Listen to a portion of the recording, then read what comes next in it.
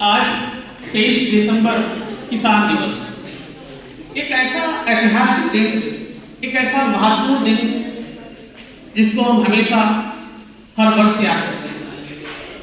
आज ही के दिन हमारे देश के 5वें प्रधानमंत्री चौधरी चरण सिंह जी का जन्म हुआ था।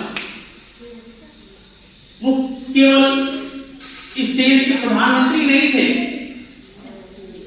बल्कि इस देश के उप प्रधानमंत्री भी रहे, गृह मंत्री भी रहे और यहां तक कि उत्तर प्रदेश के मुख्यमंत्री भी रहे। एक जाने माने वकील थे। यही उत्तर प्रदेश से ही उन्होंने बैरिस्टर की डिग्री ली थी। समाज की सेवा तन मन धन से करते थे। एक समाज सेवक के रूप में उनकी पहचान थी। जब देश आजादी की लड़ाई लड़ रहा था, देश में तमाम आंदोलन इस ब्रिटिश हुकूमत को जड़ से उखाड़ फेंकने में तत्पर थे। उस समय चौधरी चरण सिंह जी स्वतंत्रता आंदोलन में कूद गए, तो यहां तक कि देर भी गए। ऐसे समय में उनका जन्म हुआ था जब ब्रिटिश हुकूमत इस देश में जमींदारी व्यवस्था को ला, जमींदारी व्यवस्था, भू राजस्व व्यवस्था इस देश में पैर पसार चुके। हमारे पूरे भारत में कहीं स्थायी राजस्व व्यवस्था थी, कहीं रैयत वाली व्यवस्था थी, कहीं महालवाड़ी व्यवस्था थी। शायद आप परिचित होंगे उस व्यवस्था से, जहां स्थायी भू राजस्व व्यवस्था थी, वहां जमीन का मालिक जमींदार होता था और जमींदार किसानों से जबरन टैक्स वसूल करके अंग्रेज सरकार को देते थे। रैयत वाली व्यवस्था में किसान का मुखिया, जमीन का मुखिया किसान को बना दिया गया। किसान डायरेक्ट ब्रिटिश सरकार को लगान या भू राजस्व देता था। लेकिन महालवाड़ी व्यवस्था में इससे अलग व्यवस्था, वहां गांव के मुखिया को जिम्मेदारी दे दी गई। न तो भूमि का मालिक किसान था, न भूमि का मालिक जमींदार था, भूमि का मालिक था वहां गांव का मुखिया। और मुखिया की जिम्मेदारी होती थी कि राजस्व वसूल करके ब्रिटिश सरकार को दे। ऐसी व्यवस्था को उन्होंने महसूस किया। ऐसी व्यवस्था खतरनाक, किसानों का जबरन शोषण कर रही थी। किसानों त्राहि कर रहे थे, भारी भरकम लगान वसूला जा रहा था। ऐसे समय में जब चौधरी चरण सिंह जी को कानून मंत्री, साथ में कृषि मंत्री, जब वो कृषि मंत्री बने और कृषि मंत्री के रूप में पहली बार उन्होंने 1952 में जमींदारी उन्मूलन, भूमि सुधार जैसे कानून लेकर आए।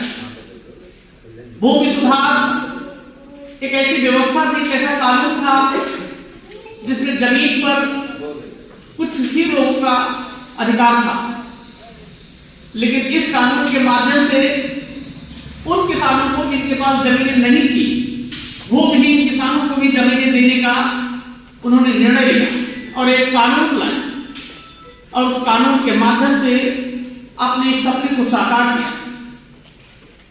जमींदारी उन्मूलन ने जमींदारी व्यवस्था को खत्म कर दिया और कहा जो किसान जिस जमीन पर हल जोत रहा है, जिस जमीन पर खेती कर रहा है, उस जमीन का मालिक वो किसान होगा।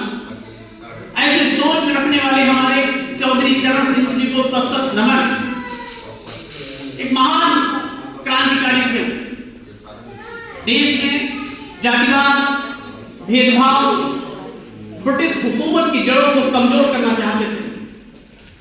किसान परिवार से जीवन भर जुड़े रहे। यही मेरठ में ही उनका जन्म हुआ था। एक ऐसे परिवार से संबंध रखते थे जो बिल्कुल सादगी वाला परिवार था, बहुत मध्यम परिवार था। उन्होंने एमए तक की पढ़ाई यहीं से की और कहते हैं कि उनके पिताजी ने कहा बेटा अब हम उनको और आगे नहीं पढ़ा पाएंगे, हमारे पास संसाधन नहीं है।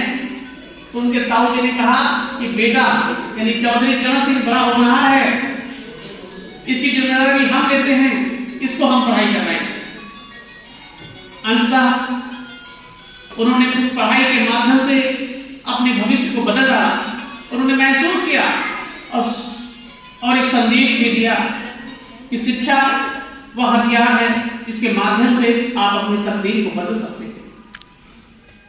ऐसे थे हमारे महान चौधरी चरण सिंह जी, जो जिन्हें किसानों के मसीहा के रूप में जाना जाता है, जो किसानों की समस्याओं को भली भांति समझते थे।